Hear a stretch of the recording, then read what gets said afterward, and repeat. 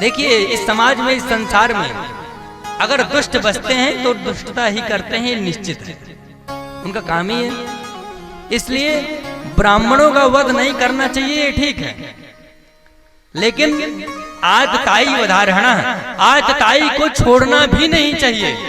कोई अगर राजा हो, कोई अगर योग्य हो, दंड देने योग्य हो, तो अगर वो दुष्ट है तो अगर बिना दंड के छोड़ता है तो ये ठीक नहीं है, क्योंकि दुष्ट छूटेगा तो समाज में दुष्टता ही करेगा।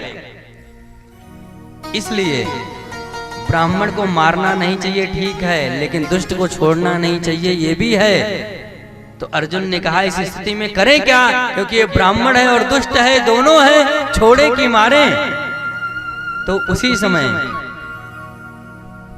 संभावितस्य चाकीर्तिर मरणादत रिच्यते, ब्राह्मण का वध करना आवश्यक नहीं है, जरूरी नहीं है। ब्राह्मण का वध क्या होता है, ब्राह्मण अगर दुष्ट हो, आतताई हो, तो उसका अपमान ही करना उसके वध के समान होता है। और ब्राह्मण अपने कर्मों से जीता है, अपने कर्मों से मरता है। ब्राह्मण कोई सत्कर्म था इसलिए ब्राह्मण बना, लेकिन अगर इस युग में, इस संसार में आकर के वो अच्छा कार्य करता है तो ठीक है, लेकिन अगर बुरे कार्य करता है तो अपने कार्य के ही द्वारा वो मरा है, उसको मारने की जरूरत नहीं है, वो स्वयं से मरा है, क्योंकि भगवान ने उसको पद दिया कि जाकर तुम सत्कर्म करो और पूरे संसार का मार्गदर्शन करो। लेकिन वो आकर के इस संसार में खुद ही दुराचार में लग गया, खुद ही पापाचार में लग गया, खुद ही अनाचार में लग गया, तो क्या होगा, तो स्वयं से अपने पाप के द्वारा मर रहा है। क्योंकि धुंधकारी ने भी कहा था ना, स्वकीय नहीं उदोषेना स्वकीय नहीं उपापेन ब्रह्मत्वम नाशितम मया, मैंने अपने द्वारा अपने ब्रह्मत्व का